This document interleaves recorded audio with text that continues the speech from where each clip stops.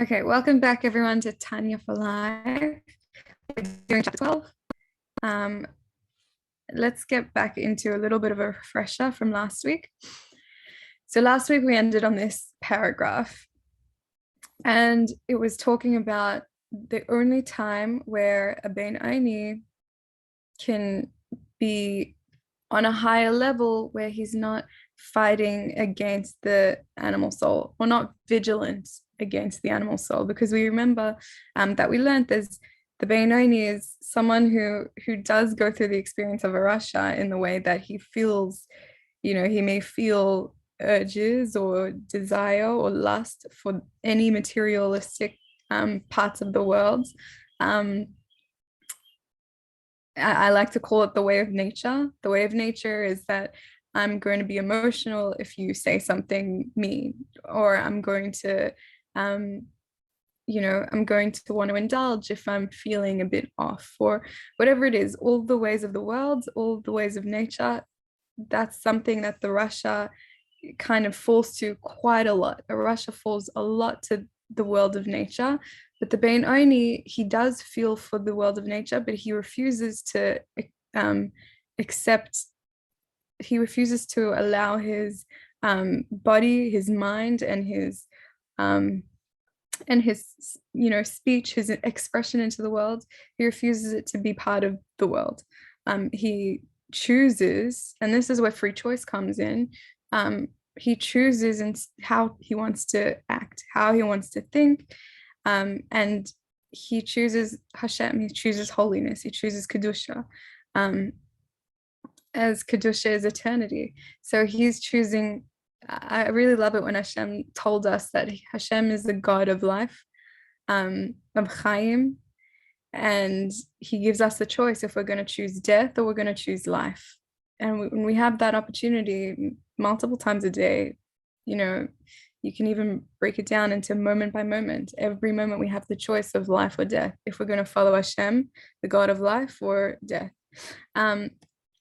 And this is the Benoni's choice every single moment, and every time he chooses Hashem, the God of life. And this is saying there's one time, or there are only a few times when the Benoni doesn't have this, constant vigilance, doesn't have to be so hyper aware of his animal soul. And what is it? And the urges of his animal soul. And what is this time? The time of prayer. Because what are we saying? The time of prayer literally connects you to the divine in such an emet way, that Hashem literally comes down into your mind, and it comes down into the Benoni's mind and fills him up, so that he's completely connected with the higher source, with Hashem, with Kedusha, that it takes over his entire experience, that there's no more animal soul, coming up to the surface and saying that I want to feel angry, I want to feel moody, I want to eat, I want to do something, I want to, whatever it is. It's no more I want. It's now Hashem. It's now like totally Kedusha. And his godly soul, of course, you can imagine how much present he would be in his experience of davening. So then from there, let's move on. Yet, because the evil of the animal soul has not the sole authority and dominion over the city. Remember, the city is the person's body. My city is my body. The Benoni city is his body. So for the good of the divine soul situated in the brain has its say as well. It is unable to implement this desire by clothing itself in the limbs of the body, to engage in deed, speech, or actual thought. Meaning, actual thought is to concentrate his attention on worldly pleasures with a view to devising means of satisfying the lust of his heart. Okay. So the Benoni's desire for worldly pleasures will cause thoughts of such matters to rise from the heart to his mind. These thoughts are beyond his control, beyond the sphere of dominance of his divine soul. He can, however, control his actual conscious and willful thought so that immediately, as he becomes aware of the forbidden thoughts, he dismisses them, oopsies, from his mind, not permitting himself to dwell on them or to think how to implement them. As the Alter Rebbe will state at greater length further in this chapter, let's stop here. This is actually this is really important for our practical use.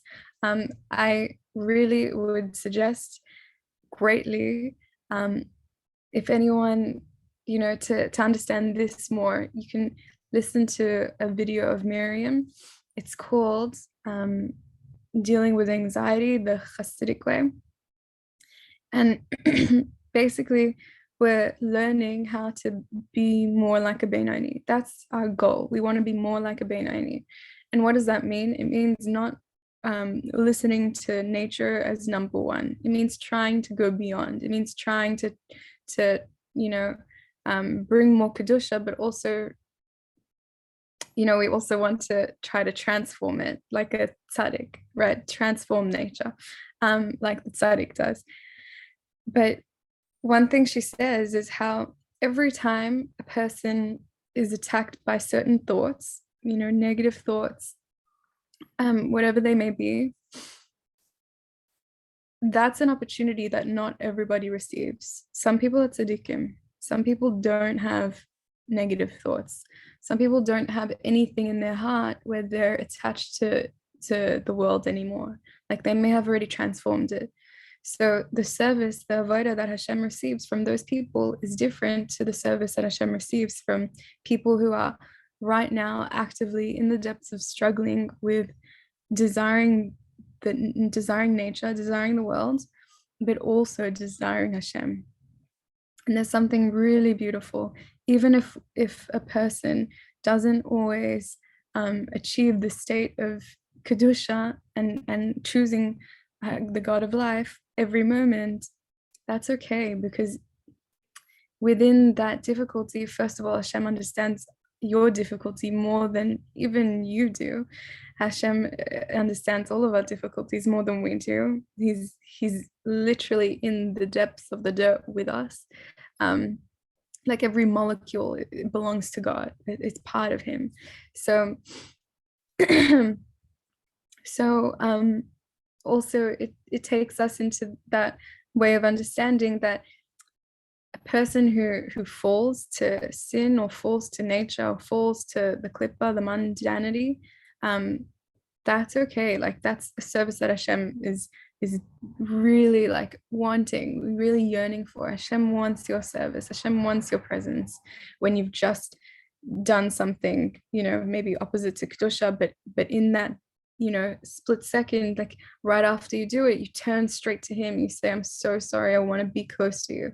Like Hashem loves that because it's like a different contribution.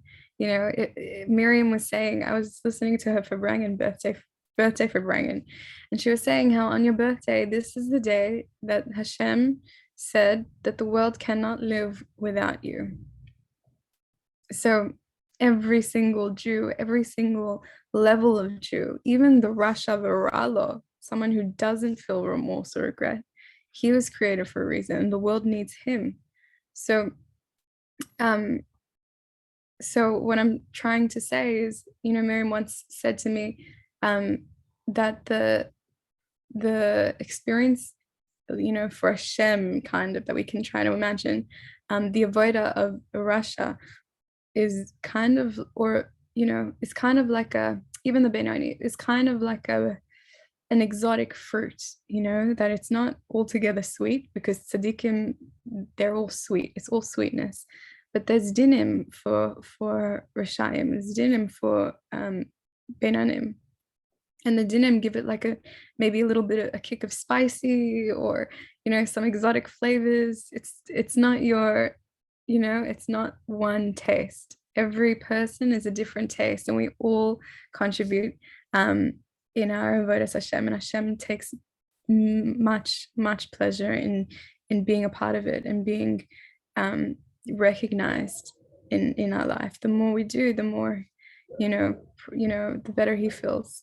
Not that we need to make him feel better, but just trying to find ways to word infinity, that Hashem is absolute infinity. But so what Miriam says in that video is how every time we get bombarded by thoughts, which the hara bombards thoughts at us for sure, we shouldn't, we could go according to nature and just completely fall to it, listen to it, be fooled by it, or we could choose to put a stop to it, like put both hands up, like the Alter Rebbe said, both hands up, pushing it away. My mind is my experience, it's my property. Put up walls around your property. So push away the thoughts and switch your thoughts to something holy, to something else. The Alter Rebbe says even you don't have to switch to something holy necessarily, just switch to something else, because as long as you're giving brain power to this thought, it's going to continue to exist. It exists because of your thinking. So moving it away will eventually help to lessen the frequency with which this thought comes up and bombards at you, and it will eventually dissipate. And if switching to Kedusha is even more powerful. It's definitely very helpful. And what what I got from this is not everyone has this opportunity. Not everyone has this avodah. And you may grow. I used to be bombarded by many, many, many, difficult thoughts, and going through this experience and going through it the way that Miriam explained really helped me, that I actually stopped, I don't get bombarded as much as I used to. Baruch Hashem, barely bombarded with these thoughts. But in the moment that I was going through them, while I was going through them, I appreciated the fact that not everyone has this opportunity. It is an opportunity for me to choose Hashem, for me to give this service of the exotic fruit, that a delicacy, right, to Hashem. And there is a place for it, and it doesn't make me bad, and it's very desirable. So going through it in that experience, in that mind frame, was so much more productive. It was very helpful, and it did give me an ability to accept without judgment, and to the permission to keep moving forward, the permission from Hashem to keep moving forward, and that was that. So that state doesn't always last, which means it's even more of a delicacy, because even a person within himself, they may have at one point been able to give this delicacy every time that they're faced with yetzer or a bombardment, that they refuse it in that moment and turn to Hashem instead. That gives Hashem so much joy. But later on, as you continue to do that more and more and more, and daven, learn Torah, you're changing your constitution, you're changing who you are, you're reaching to a higher level. So then what happens is you're not going to have that delicacy to give to Hashem with thoughts. Maybe it'll be with something else, maybe be with a physical item, interactions, but that's okay. Just in this part, you no longer have that opportunity. You're not given that opportunity anymore. So just so you know, it's a big deal, and to really appreciate it as an opportunity. It's like a very high opportunity that Hashem gives you to be a part of this. And here's what he's saying, that he's saying here that the animal soul lives in the heart, the one part of the heart. The godly soul mainly lives in the brain, but he also has a part in the other side of the heart. So this is saying, as a person's davening, as a person's all his vessels are fully immersed in godliness, in Kedusha, in davening. And heaven is now touching earth in himself. That the animal soul can't prevail, because the Benoni is fully using all of his faculties. There's no space, there's no space for the animal soul to come up. Not only Chachma bin Adad, but he's also meditating. He's also bringing the experience into his heart. So there's no room for his animal soul to take over.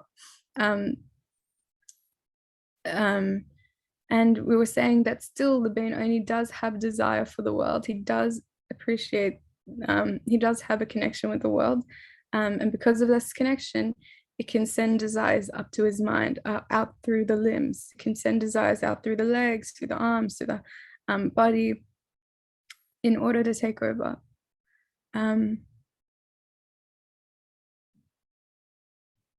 Yeah. Wow, that's amazing. Okay, so this is explaining, here's another concept that, based on what I was just saying, he was saying how the Benoni works. Like, how is it that there is the way of the world, nature, that the Benoni feels for, even if he doesn't accept it, he chooses to act in a different way. But the reason that he feels it to begin with is because, like we said just a few moments before, there's a part in his heart that hasn't been converted, transformed fully into Kedusha, into desiring Kedusha. So his animal soul still desires the unholy, right? And it is possible to make your animal soul desire Kedusha. It is possible, and that's the way with Chassidus we're trying to do it. We're trying to introduce and teach the animal soul how, you find security, you find happiness, you find even indulgence in Kedusha, in holiness. You find safety in holiness. But since the Benoni doesn't have that, his animal soul still desires the way of the world. It's still touched by klipa, right? Klipa is the way of the world, anything that's not holy, which means that it'll be attracted to anything that's not holy. It's not been refined. And so naturally, without the Benoni wanting this to be so, this is the way of nature, the way that his body is experiencing things. His heart goes to his body, right? His desires will come up in his body. Whether it's like a trauma reaction, like a body, this is what I'm thinking, it could be like a body reaction, a trauma reaction. It could be, because of whatever he's experiencing, whether it's a bad experience that he really wants to express in a certain way or shut down in a certain way because of something, the way that his heart associates certain things. So he gets feelings in his body. It could also be a lusting, wanting to interact with the world in a certain way.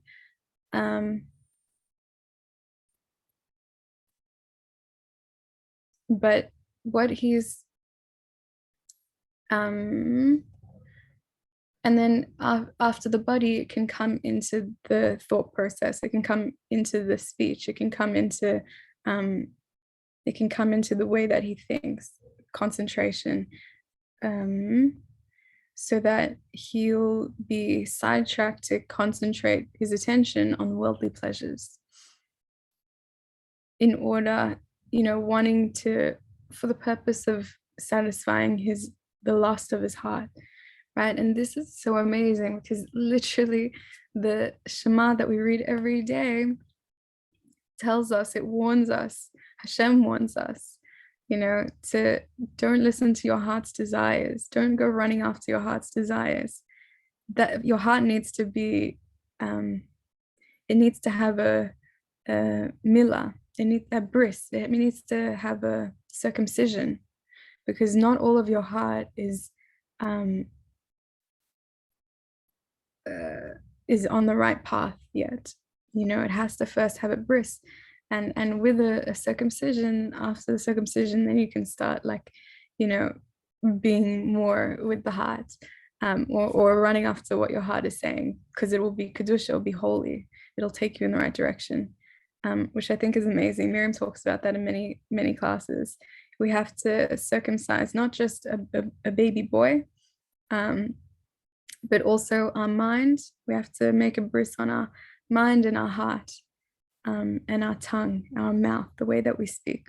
There are parts of what we experience that we have to cut off in order to be Kedusha.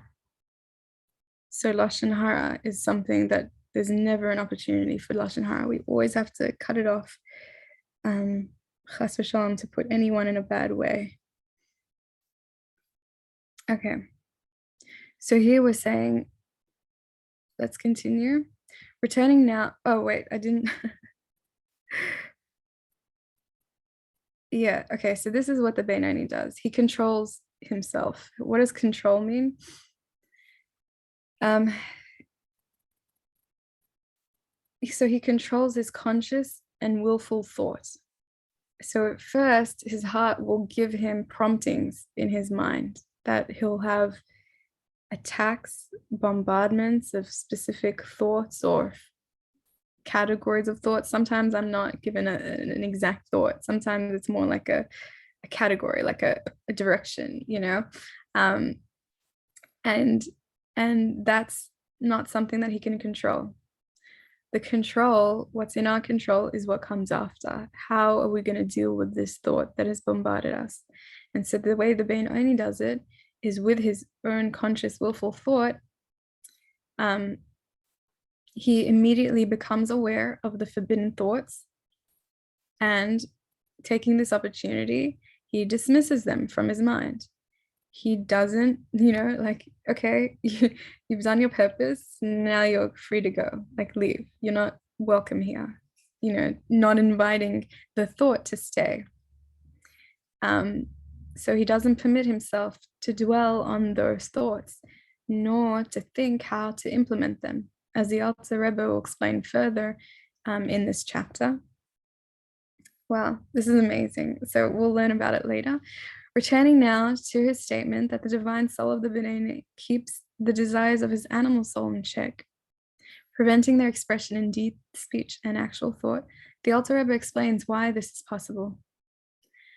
Because the brain rules over the heart, as it is written in Re'ah Mehemna, Parshas Pinchas, that's a Kabbalistic source, by the way, by virtue of its innately created nature. That the brain rules over the heart naturally. That's the way of nature. For man was so created from birth that every person may, with the power of the will in his brain, i.e., the will created of his mind's understanding, he may restrain himself and control the drive of his heart's lust. Wow. Preventing his heart's desires from finding expression in deed, word, and thought. When the mind understands the evil inherent in such deed, word, or thought. And he can, if his mind wills it, divert his attention completely from that which his heart craves, and turn his attention actually to the exact opposite direction. So this principle exists as a form of nature. This is the way Hashem created us. Jewish, non-Jewish, any human has this opportunity to train his mind to train his mind to become, a guide, like what's it called? Like a shepherd for a sheep. The heart's like a sheep. So every person's mind, Hashem created it, that has he's a shepherd. He can train his shepherd to be more able and more knowledgeable with what the heart, what the sheep wants to experience. He can learn about himself more. He can learn about different things more and more. And the more that he associates, even on a basic level, like a baby is trying to touch, like Moshe Rabbeinu, trying to touch a hot coal, which is shiny, but it's hot. Once he touches that, it burns him. It's not a pleasant experience anymore. it seemed like it, the heart wanted it, but it wasn't pleasant. And there are many situations that we go through, and I'm sure many people, you all can think of different situations in your own life where maybe something looked attractive and your heart was wanting to go in that direction and you felt a yearning towards it. But if you experienced it, you can see how it came off with negative consequences. Or even if you refuse to go in that direction, you can, the reason you chose not to is because of the negative consequences, maybe. And it's the same thing. So we have to get our shepherd, our mind, to know, what the negative consequences are, or at least the fact that there are negative consequences if I choose that direction. So every person, regardless of anything else, just the fact that he's alive, gives him the ability to strengthen his mind over his heart, that he can direct himself in the way that he wants to. He can be more of a solid unit, and that's without Kedusha.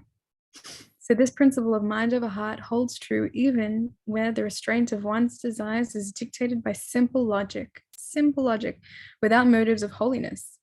The demands of the mind's logic are alone sufficiently powerful to steer one's attention in a direction diametrically opposite to that which his heart craves. I think that's an amazing gift that Hashem gave us, really, because there's so much stimulation, really so much stimulation, and Hashem really built it into our body, into our world of nature, that this is possible, that we don't have to be victim or slave to our heart's desire. That's a big one. Really big one. Okay. If this is true, whatever his motives, it is true, particularly in the direction of holiness. When motivated by the knowledge that his lustful thoughts are sinful and thoughts of Torah and mitzvot good and praiseworthy, one then seeks to divert his attention from the former to the latter, so that both his goal and his motives are now holy. His mind's will is particularly effective in mastering his heart and thoughts.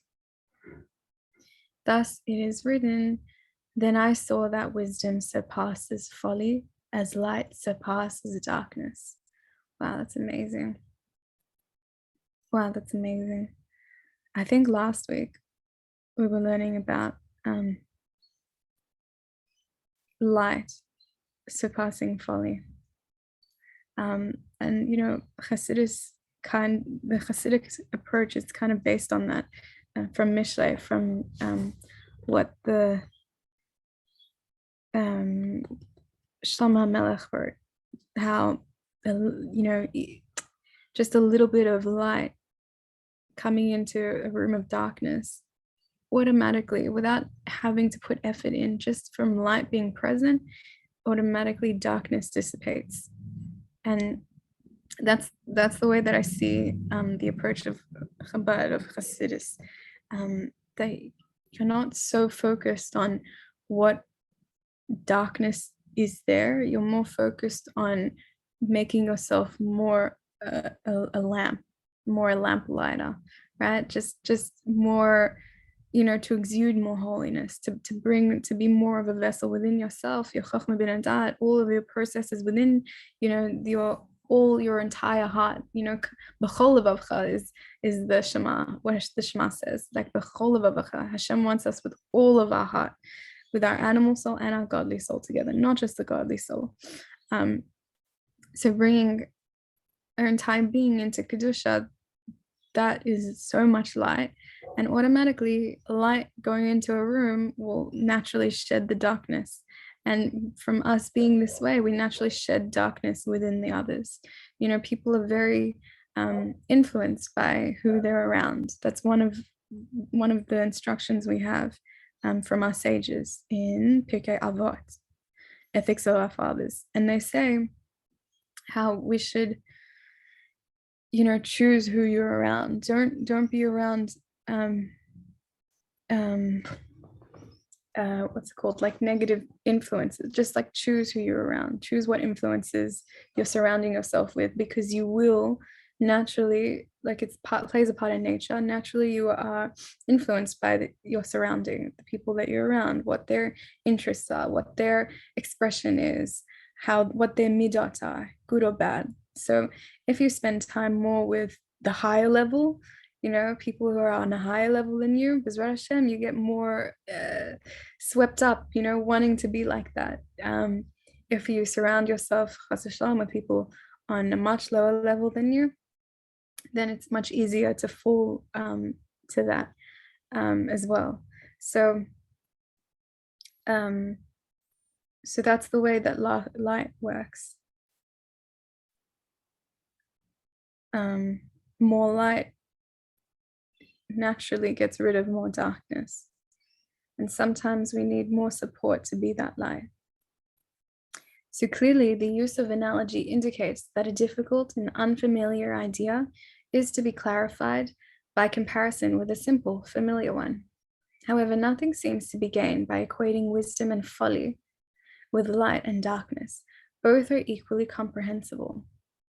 Even assuming that the reference here is to a deeper aspect of wisdom, namely holiness, as in Ecclesiastes' depiction of man's inclination for good as a poor and wise child that we learned of before, that the wise child is like the godly soul, and that animal soul is like the foolish king. And that folly refers to evil, as in his portrayal of the evil inclination as an old and foolish king. There is still no need for analogy. Clearly, holiness is vastly superior to evil.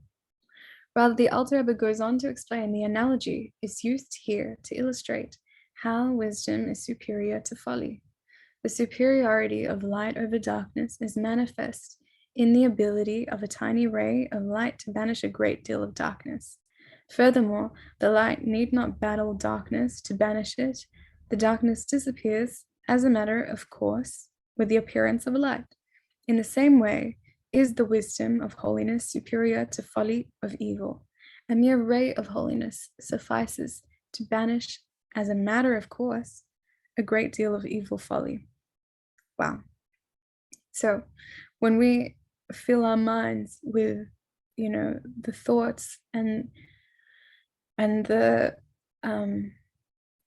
mental space of, of our forefathers, of our Gaonim, our great men, our sages. We have many of those to look to. Our Rebbes, our tzaddikim. Then even naturally, as a matter of course, that in itself has the power to get rid of folly, the wisdom in our minds of folly. And remember, we've talked about earlier, when we were talking about indulgence, that the Rebbe Rashav says, I think it's the way he opens up his Sefer, the Kutei Amarim, when he says that a Jew does not sin naturally. A Jew only sins when he's taken over by a spirit of folly. So he now doesn't really know what's good or not, like he's not in his right senses. So the spirit of folly takes over him, and then he falls for the traps. Then he goes into things that are not holy. But it's not us. It's not our nature to want something not holy necessarily. So this is saying, when you have holiness, when you have the light of Torah filling you up, then you're less likely to fall for folly. I think we'll leave it there. Let's do a small meditation now. So I'll invite everybody to gently close your eyes without judgment. Allow yourself to be a witness to what your body is experiencing. In any part of your limbs, any parts of your skin, your muscles. You can go even deeper. Your blood, the quality of your blood, what's going through it, your lymph nodes, everything, just every part of you, your bones. Allow yourself to listen, to be a witness for yourself.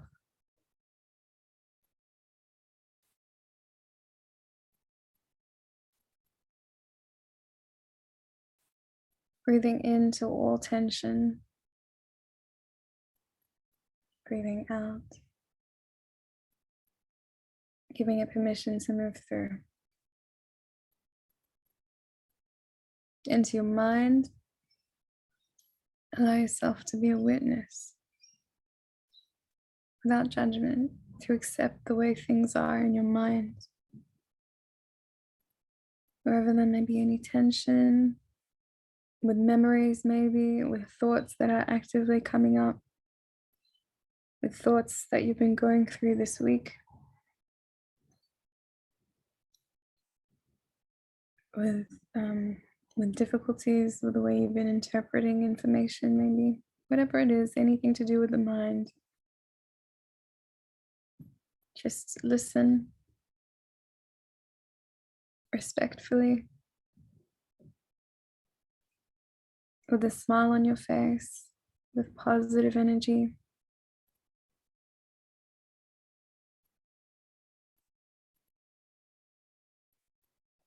And allow it, give it the permission to move through as you breathe out. Sorry. So, resonating now within your heart, within your animal soul. The animal soul, kind of like a toddler sometimes. And as you would treat any toddler, try to be present. Try to just be present with this being with so much compassion. Try to muster up as much compassion as you can for this part of you. It is a part of you. For this part of you that is driven by the basic needs of survival, of security,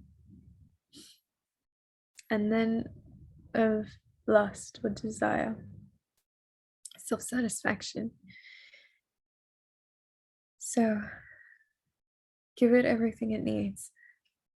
Just hold it as if you're picking up a baby. Imagine engulfing it with love, with all of your attention, that it feels your respect and it feels and it senses that it's safe with you without judgment. Now with this part of you that has to do with everything opposite to maybe where you want to be. Opposite of Kedusha. It's the part of you that is present when you're in a fight, when you don't take care of yourself, when you shut down or become aggressive. It's this part of you that's present when you're not accepting of Hashem's will and Hashem's decree in a certain moment. Which is why one may come to feel depressed or sad, or one may feel angry and judgmental, arrogant, because things aren't going the way they plan. So whatever it is, whatever you relate to, whether your animal soul is one of fire element mostly, that you have issues with anxiety, anger, judgment, or the earth element of fire, depression, melancholy, sadness, or the water element, lust, desire, indulgence, excess, or air. No filter. Talking a lot. not much substance, just expressing, not focused on what you're expressing or the quality of what you're expressing much. So wherever it is that your little child, your animal soul, is experiencing most, support it, be here for it, accept it, know what's coming, know what it's made of without judgment, and come and give it support. It's still a part of you. You still love it, even if you are caused to act in ways that you don't approve of. You can still have acceptance for yourself. Treat it like a little toddler. And now imagine with your mind's eye all the learning that we've been involved in, going through each part of your chachma, bina, da'at, of your accessing Hashem's information from chachma, bringing divine to rest with you, the Shekhinah to rest with you, connecting with all the worlds directly to Shemayim, directly to Hashem. Now going into chachma, and as you concentrate, as you meditate, as you try to think of it more and more and more, what we're learning, try to understand it for yourself, your bina is being activated. So imagine this faculty being fully absorbed with Kedusha, the light of Kedusha. Now imagine your da'at, when you're trying to express it in yourself, when you're trying to connect with it, you're trying to have yichud, like enjoying with this information that you're learning, meditating, imagining yourself experiencing in this way, in a holier way. So you're using this faculty of ta'at, filling it up with Kedusha. And now imagine with our meditation, body's relaxed, more relaxed than before. Your mind's more relaxed than before, but also excited, flowing with Kedusha. And with this meditation, we're allowing this child that you're holding in your arms, this animal soul, you're giving it food to eat in a way that it can eat, B'ezrat Hashem. Mushing, that process that we just talked about, Chachma Bina Da'at, is just like mushing up, cooking, boiling for half an hour, for an hour, sweet potatoes, mashing it up to be an easy substance for a baby to eat. In the same way is what we're doing for that animal soul in our arms now. Through Chachma Bina and Da'at, through the Kedusha running through. In our meditation now, we're able to give it over gently, slowly, as it can take it, the Kedusha. So that little by little, it starts to become clean, shinier, getting rid of all the coarseness, like a diamond in the rough. All the dirt starting to get cleaned off of it, starting to rub it clean. And as this animal soul, this part of your heart becomes filled now with Kedusha, you can feel stronger, lighter, more accepting, and more okay, because this is a part of us, and this is the way Hashem created us. So it's nothing to be ashamed of, but it is something to change. It is something that we need to work on. Now imagine all the love and the light that's present within your heart, now moving outwards, both sides of your heart, now moving into your entire body. Feel this love, this light, this security, this power, this freedom, liberation, coursing through your veins, sustaining all your organs, and coming out, oozing out through your skin as Kedusha that's radiating. And B'ezrat Hashem, may you continue to be a light for those around you, your children, your family, your friends. And may this experience be deeply engraved into our hearts, the deepest recesses of our hearts, and in our minds, that Hashem may help us to more easily reach a state of Benoni with acceptance and with light, without judgment, and to, of course, hold on to remember our bitterness, remember the bitterness that we've experienced, so that we can be kind to those who are experiencing it as well. So, thanks everybody for joining us this week.